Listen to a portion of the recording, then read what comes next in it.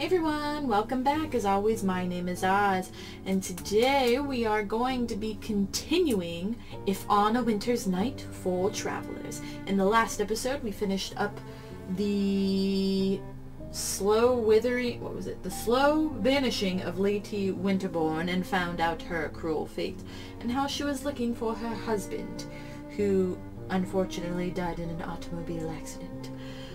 This one we are going to be going on to the next part, which I don't know the name of because we haven't gotten that far yet. But I'm sure we're going to be finding out very soon. I believe this was... his name wasn't Patrick. The man from the first part. This is Lady Winterbourne. I think this is who's going to be next, and then the skull will be the last person. So, let's jump into it, guys. But he must be here. Who else could have sent that invitation? Interesting. I have been asking myself the same question. I'm sorry, and you are? Apologies, my name is Jordan Samuels. I am a doctor. Your conversation caught my attention because I too cannot recall boarding this train or even waiting at any station. Given the weather outside, I reckon I must have surely brought a coat with me, yet there seems to be no cloakroom anywhere.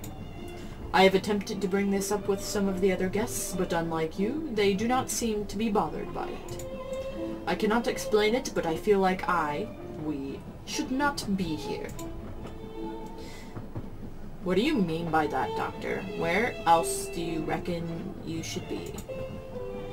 I am not sure you would even believe me if I told you, ma'am. Oh, that was a lady. Whoops.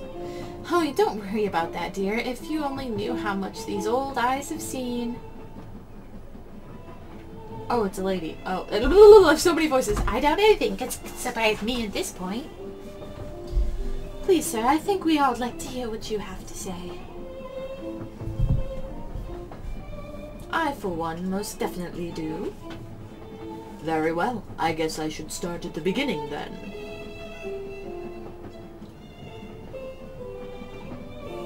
It had been working late into the night. A nameless ritual. Ooh, part 3. Lady Winterbourne's section was so long. Oh. And through this incision here, we can observe that the pancreas shows signs of inflammation. That tells us that the patient likely suffered from Dr. Samuels.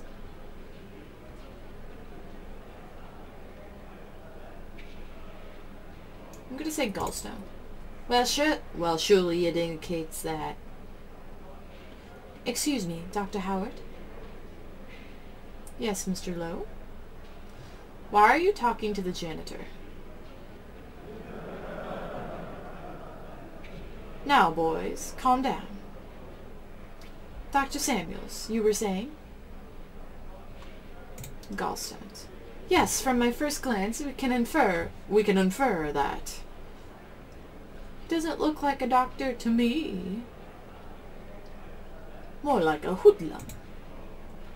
Keep an eye on the scalpels, Dr. Hayward. We don't want him to stick us up. Yeah, he could rob us blind and disappear into the shadows. Racist sons of bitches. I'll bet he's stealing materials from the infirmary. Yes, to sell it to whatever criminal element he's in cahoots with.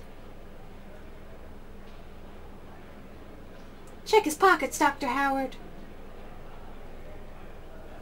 Some supplies have in fact gone missing lately. See? I knew it. Search him! Somebody hold him!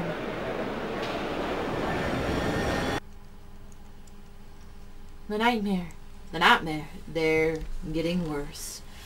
With every day of fasting, I have felt my will slipping further and further.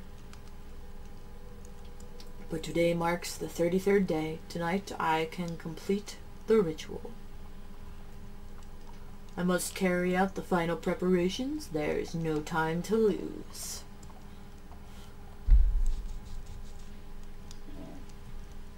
Those buffoons. Soon they will know what I am really capable of. Okay, we are playing as Dr. Samuels.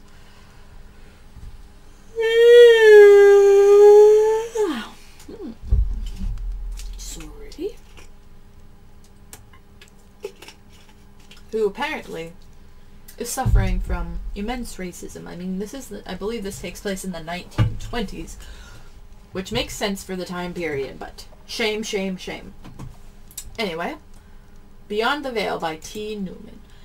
It is lower magical process to make the guardian of the threshold physically visible by producing a peculiar mixture of a number of substances. A truly terrible, spectral being confronts the magician, and he will need all the presence of mind and faith in the security of his path. Seek not, then, to cross the threshold until thou dost feel thyself entirely free from fear, and ready for the highest responsibility. Ugh, the neighbors again. Always the same fighting and screaming.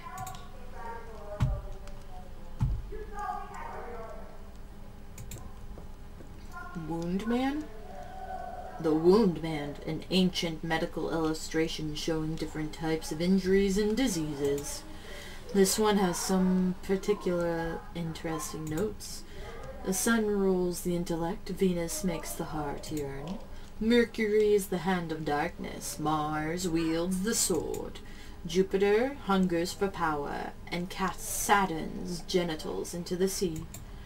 I will need this later. Oh, okay, okay. Planetary Correspondence by H. Solomon. This is the most complete treatise I have found on the esoteric use of herbs and plants. This is the passage I need. The sun shines on the heliotrope. Mercury smells of fresh hyssop. The visions of wormwood rule over Mars. Venus is the sweetness of the rose. Sage is the wisdom of Jupiter. The hemlock is Saturn's blessing. I think I have it memorized now.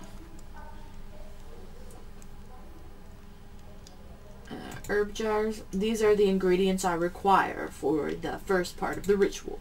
I need to burn the appropriate herb in each bowl. But before I get started, I should bring Mr. Williams his morphine. It's probably in my jacket pocket.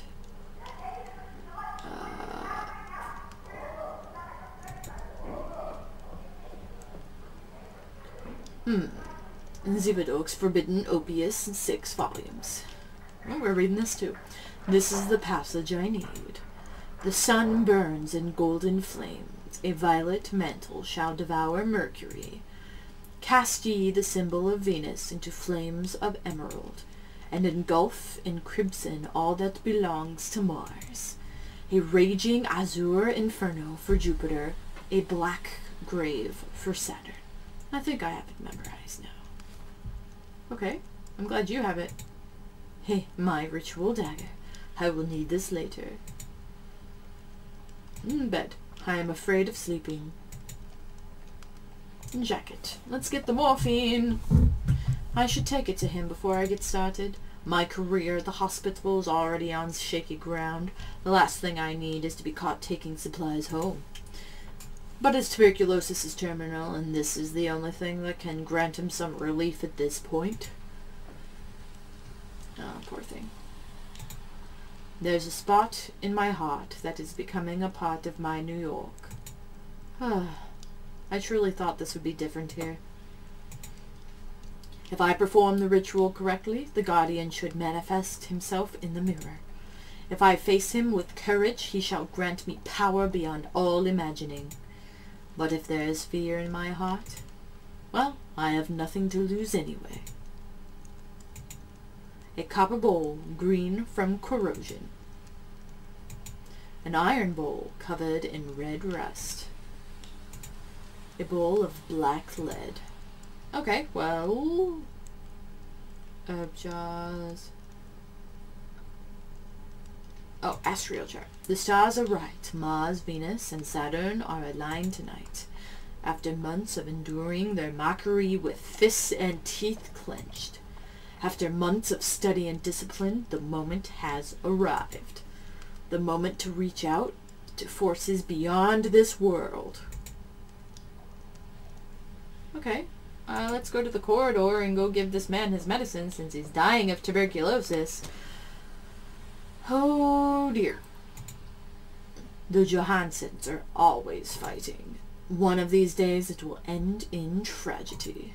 I tried intervening once, but they almost beat me up. Some things never really change, even here. B1. I'm in B3. Basement 3. I'm in the basement, y'all.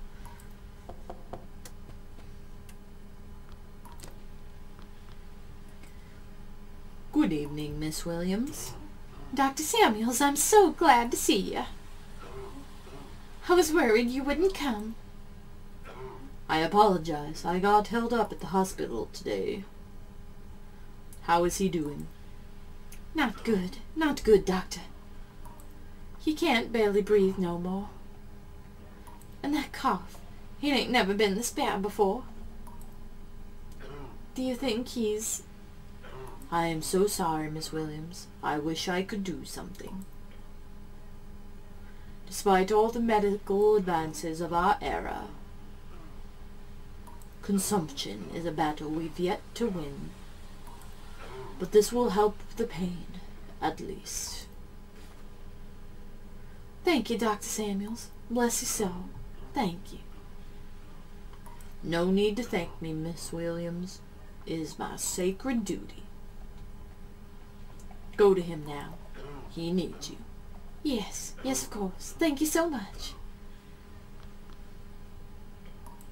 Good night, Dr. Samuels. Bless you.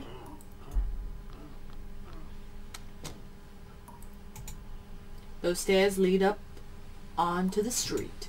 I have nothing to do out there. The ritual awaits. I hope you remembered all that junk we read, because I don't. Do I need to write it down? Scribbles. Oh. I sometimes hear them talking of terrible places in my sleep. To try to write down as much as I can when I wake up, but there's so much I am missing. A chapel in the wilderness, fire among the moaning trees, a theater, a dripping blade, the hateful whispers of the dead, a sunken library where memories are drowned and voices from the past echo in the darkness. What does it all mean? Alright guys, that'll wrap that one up. We started part 3, which was a nameless ritual with Dr. Samuels. He has a rough go of it. I mean, they've all had a rough go of it, but being a person of color in the 1920s was hard enough.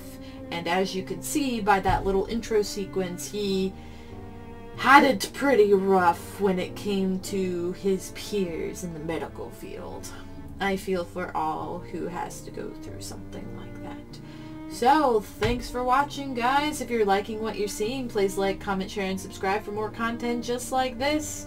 Again, thanks so much, guys. I'll see you all on the next episode. Bye!